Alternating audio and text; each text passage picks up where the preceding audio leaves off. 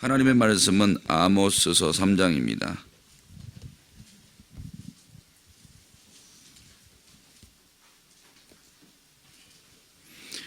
이스라엘 자손들아, 여호와께서 너희에 대하여 이르시는 이 말씀을 들으라. 애굽 땅에서 인도하여 올리신 모든 족속에 대하여 이르시기를, 내가 땅의 모든 족속 가운데 너희만을 알았나니 그러므로 내가 너희 모든 죄악을 너희에게 보응하리라 하셨나니, 두 사람이 뜻이 같지 않는데 어찌 동행하겠으며, 사자가 움킨 것이 없는데 어찌 수풀에서 부르짖겠으며, 젊은 사자가 잡은 것이 없는데 어찌 굴에서 소리를 내겠느냐. 덫을 땅에 놓지 않았는데 새가 어찌 거기 치이겠으며, 잡힌 것이 없는데 덫이 어찌 땅에서 튀겠느냐. 성읍에서 나팔이 울리는데 백성이 어찌 두려워하지 아니하겠으며, 여호와의 행하심이 없는데 재앙이 어찌 성읍에 임하겠느냐. 주 여호와께서는 자기의 비밀을 그 종 선지자에게 보이지 아니하시고는 결코 행하심이 없으시리라. 사자가 부르짖은즉 누가 두려워하지 아니하겠느냐. 주 여호와께서 말씀하신즉 누가 예언하지 아니하겠느냐. 아스돗의 궁궐들과 애굽 땅의 궁궐들에 선포하여 이르기를, 너희는 사마리아 산들에 모여 그 성 중에서 얼마나 큰 요란함과 학대함이 있나 보라 하라. 자기 궁궐에서 포악과 겁탈을 쌓는 자들이 바른 일 행할 줄을 모르느니라. 여호와의 말씀이니라. 그러므로 주 여호와께서 이와 같이 말씀하시되, 이 땅 사면에 대적이 있어 내 힘을 쇠하게 하며 내 궁궐을 약탈하리라. 여호와께서 이와 같이 말씀하시되, 목자가 사자 입에서 양의 두 다리나 귀 조각을 건져냄과 같이 사마리아에서 침상 모서리에 나걸상의 방석에 앉은 이스라엘 자손도 건져냄을 입으리라. 주 여호와 만군의 하나님의 말씀이니라. 너희는 듣고 야곱의 족속에게 증언하라. 내가 이스라엘의 모든 죄를 보응하는 날에 베델의 제단들을 벌하여 그 제단의 뿔들을 꺾어 땅에 떨어뜨리고, 겨울 궁과 여름 궁을 치리니 상하 궁들이 파괴되며 큰 궁들이 무너지리라. 여호와의 말씀이니라. 아멘. 이렇게 고백하시겠습니다. 하나님 사랑합니다. 하나님 사랑합니다. 이 새벽에도 기도하는 성도들에게 응답 주시기를 주님의 이름으로 축복합니다. 오늘 본문 말씀 1절에서 2절은 하나님께서 이스라엘을 심판하시는 필연성에 대해서 말씀하고, 또 3절에서 8절은 아모스의 선지자직의 신적 기원에 대해서 말씀하고, 또 9절에서 15절까지는 이스라엘의 죄악과 심판에 대해서 말씀하고 있습니다. 1절과 2절, 9절에서 15절까지 보면 왜 심판하신 것들을 이제 세세하게 말씀하신다 그랬죠. 근데 이런 이제 내용들을 읽어보면 계속해서 이제 반복하죠.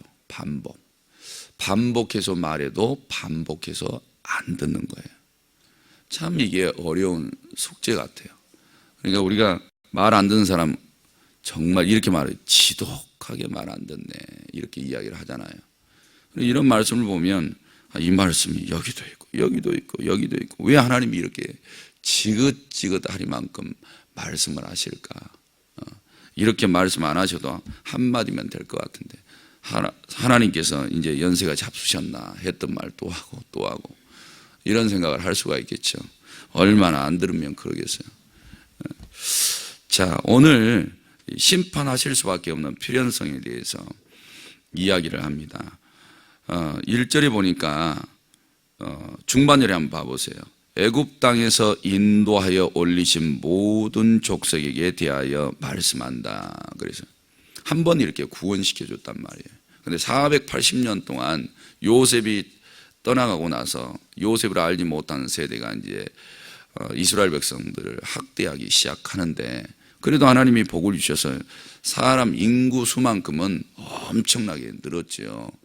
늘었는데 그 고난과 고초를 이제 더 이상 버틸 수가 없는 거예요. 그래서 하나님 앞에 기도했고 하나님께서 그들의 기도를 들으셨어요. 그리고 구원시켜 주셨단 말이에요. 그리고 난 다음에 우리를 이스라엘 백성들을 대해 주시는 장면이 2절에 보니까 내가 땅의 모든 족속 가운데 너희만 알았다 그랬죠. 너희만 내가 사랑해 줬다는 거예요. 너희만. 얼마나 큰 사랑을 받았는지 몰라요. 남편이 아내만 사랑하고 또 자기 가족만 사랑하고 이런 사랑이 돼야 되겠죠. 이런 사랑이. 하나님께서 교회를 사랑하셔요. 사랑하시고 하나님의 백성들을 사랑하시죠.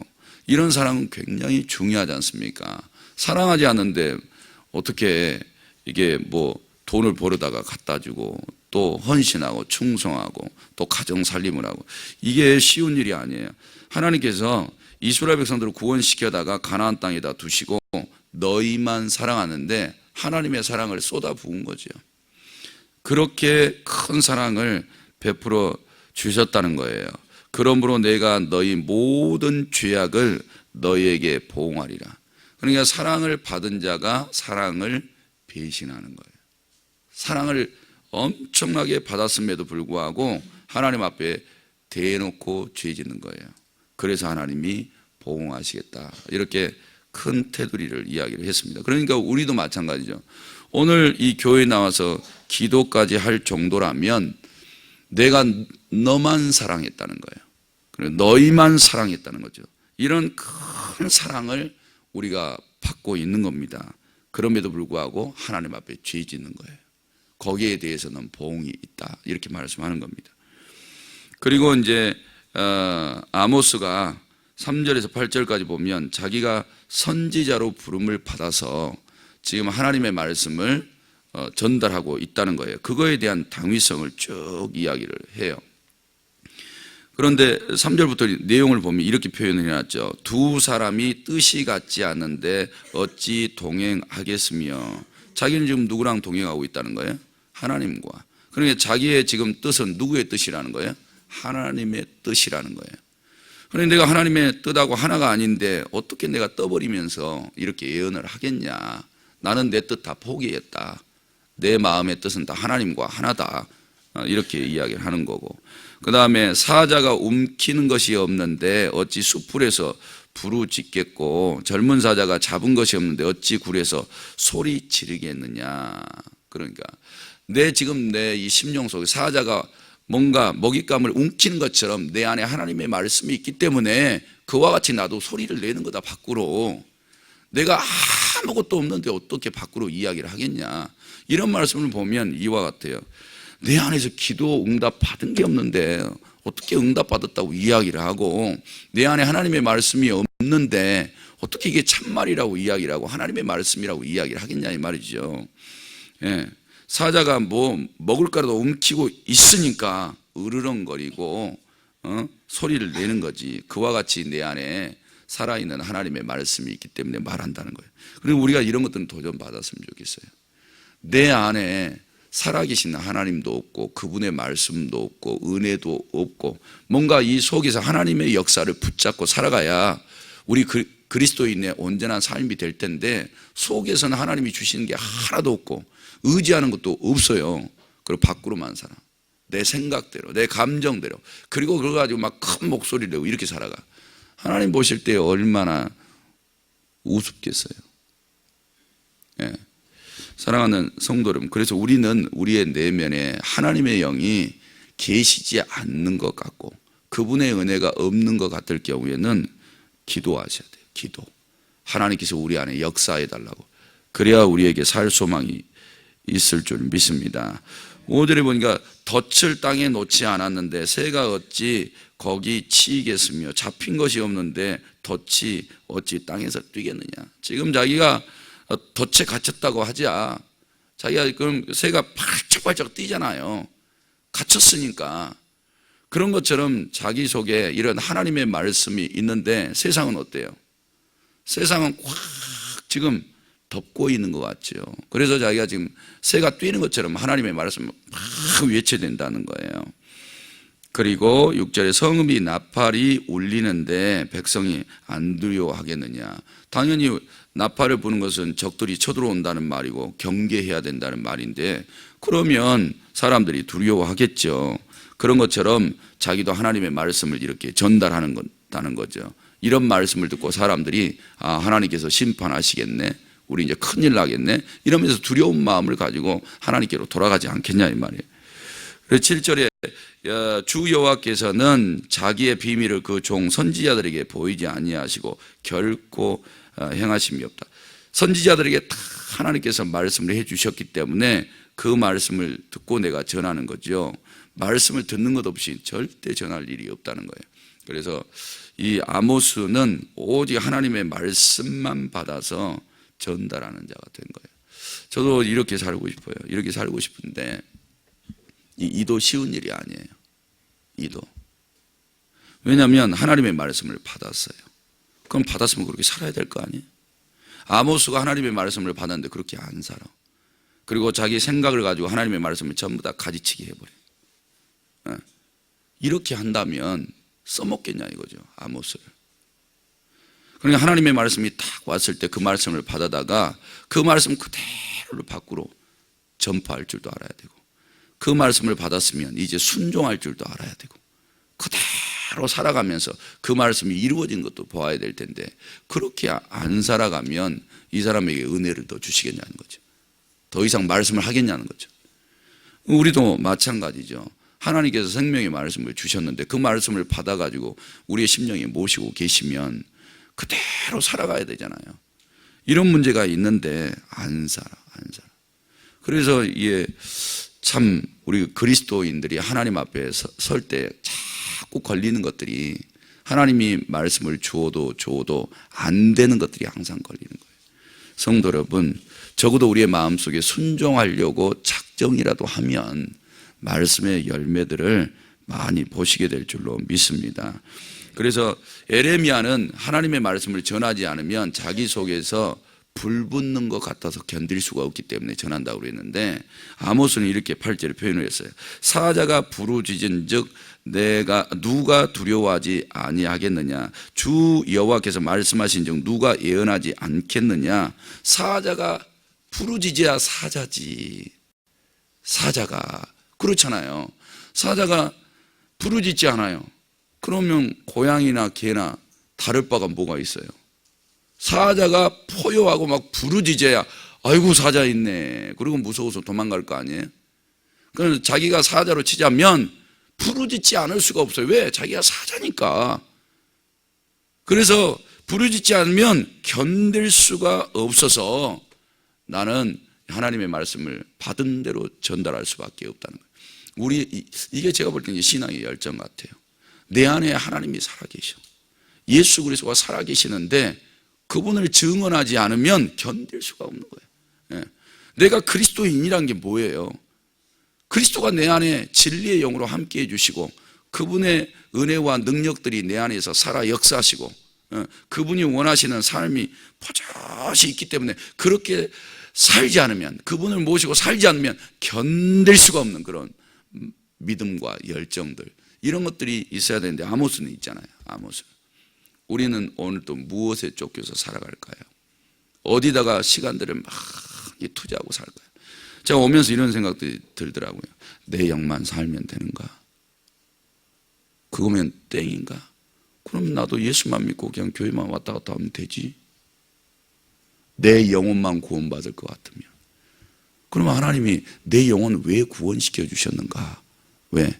하나님의 뜻 이루라고. 그러면 하나님의 뜻만 이루어드리는 기계인가? 나는 그러면 하나님의 뜻만 이루어드리면 되는가? 그렇게만 생각하니까 피곤만 하는 거예요. 얼굴에 기쁨도 없을 것 같고 막 지치고 고단하고 이런 생각만 드는 거예요. 그러면 도대체 이 하나님의 뜻을 이루어드리는 그 안에는 뭐가 있는 거야 도대체? 하나님의 뜻을 이루어드리면 하나님만 기뻐하시는 건가? 아니라는 거죠. 우리 안에 하나님의 뜻을 이루어드릴 때에 영광이라는 걸 두세요. 영광. 성자께서 성부의 뜻을 이 땅 위에 이루어드리시니까 성부의 영광이 나타나고 성부께서 성자의 영광이 나타나도록 해버리신 거예요. 도대체 그 영광은 뭔가? 그런 걸 맛봐보기라도 했는가? 그 영광 속에 들어가면 그 영적인 기쁨이 얼마나 클까?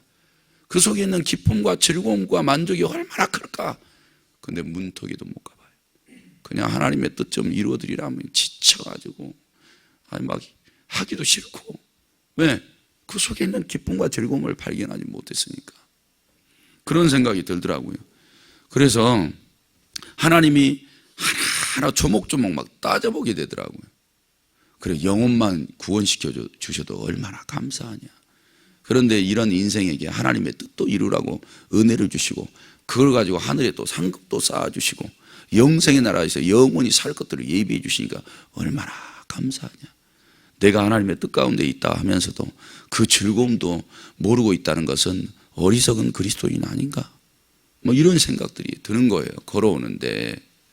사랑하는 성도 여러분, 우리에게 지금 이 아모스는 밖으로는 이렇게 하나님의 말씀대로 안 사는 사람들에 대해서 막 하나님의 강력한 말씀을 선포하면서 제발 내 입에서 떨어지는 말이라도 하나님의 말씀으로 좀 듣고 회개하고 돌이켜서 당신들의 영혼들도 좀 살고 하나님이 주시는 은혜 가운데 다시 들어가서 그분의 말씀대로 그분의 뜻을 이루어 가면서 살아가는 것이 얼마나 기쁘고 즐겁고, 여러분들이 우상숭배에 빠져가지고 거기다가 육체적인 향락과 사람들의 것들을 막 겁탈에다가 포악을 행하면서 그것이 세상 사는 재미인 줄 알고 못된 짓 하면서 살아가는 것보다 얼마나 더 귀하고 좋은지 그런 것 좀 깨닫고 다시 정신 차리고 하나님께로 돌아와서 살아가야 되지 않겠냐, 이러는 것 같아요.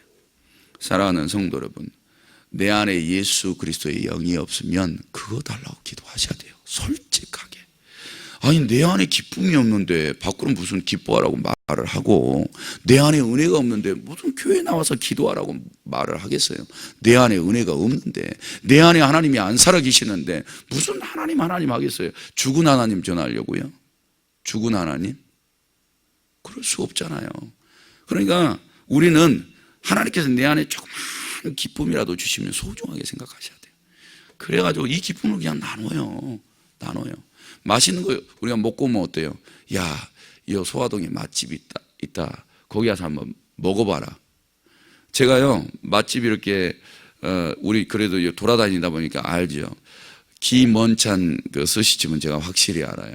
그래서 거기에 이제 저도 사람들 모시고 와서 식사 대접 해드리는데 한 입 딱 들어갔을 때 반응이 궁금해요. 한 입 딱 들어갔을 때 맛있다고 해주기를 바래요. 내가 이렇게 맛집 소개를 했잖아요. 근데 어떨 때는 딱 한 입 딱 들어갔는데 벌써 인상이 맛있대.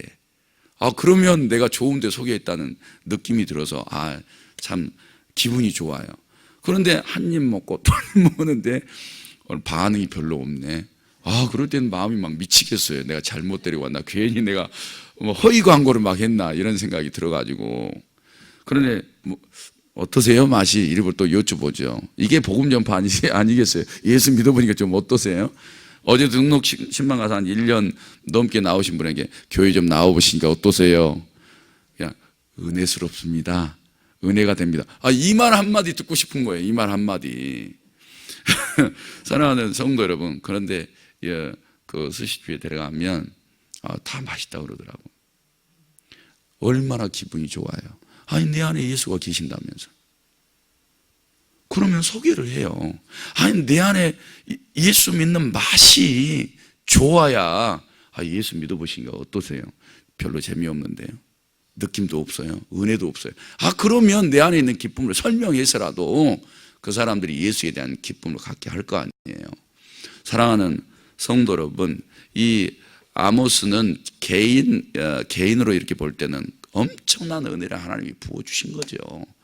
뽕나무 농사나 하고 있고 짐승이나 키우는 이 사람에게 하나님께서 오셔서 예언의 말씀들을 주시고 그 나라에서 선지자로 사역을 하게 해주시는데 영적인 기쁨은 얼마나 좋았을까.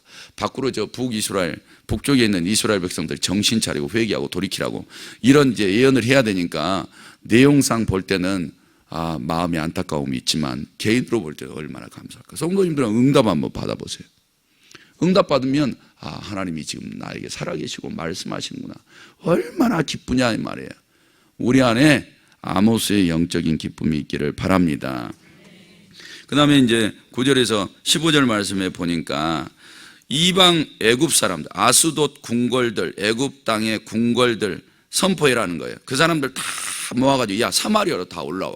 사마리아로 다 올라와 봐. 너희들 구경할 거 있으니까. 제가 지금 쉽게 얘기해 드린 거예요. 구경할 거 있다. 우리가 구경할 때 무슨 구경이 제일 재밌어요? 불구경이죠. 근데 불나는 거, 그럼 불타는 재산이 누가 불타고 있어요? 그 사람들은 눈물이에요. 우리는 구경하느라고 이렇게 있지만. 그런데 하나님이요 데려와서 불구경하듯이 사마리아로 사람들이 이끌어 오는 거예요. 그러면서 이렇게 이야기를 해요. 10절에 자기 궁궐에서 포악과 겁탈을 쌓는 자들이 바른 일을 행할 줄을 모르고 있다. 그러니까 사마리아가 지금 포악과 겁탈을 행하고 있는 것을 와서 구경하라는 거예요. 마치 불구경하듯이. 그래서 사람들이 이제 몰려와가지고 사마리아 사람들이 포악과 겁탈을 행하고 있어요. 그걸 구경하고 있어요. 근데 사마리아 사람들은 자기네들만 그걸 모르네. 자기 집에 지금 불나서 다 타서 부서지고 있는데 사람들은 와서 뭐 때문에 저기가 불타고 있는지 그걸 와서 다 쳐다보고 있는데 자기만 그걸 모르고 있는 거예요. 그래서 하나님께서 이 두 민족을 데려다가 증인 삼는 거예요. 저것들 저렇게 포악과 겁탈을 행하면서 있다고. 이렇게 하나님께서 선전포고 해버리신 거예요. 그러면서 맨날 하는 짓이 11절에 보니까 이 땅 사면에 대적이 있어 네 힘을 쇠하게 하며 네 궁궐을 약탈하리라. 오히려 너희가 이제 약탈당하는 자가 될 거라고 이렇게 이야기를 하고 있어요. 사랑하는 성도 여러분, 14절에 내가 이스라엘의 모든 죄를 보응하는 날에 베델의 제단들을 보라며. 왜요? 여기에 우상 숭배를 하고 있으니까 그런 것들을 다 보라여 그 제단의 뿔들을 꺾어 땅에 떨어뜨리겠다. 이렇게 말씀하고 있어요.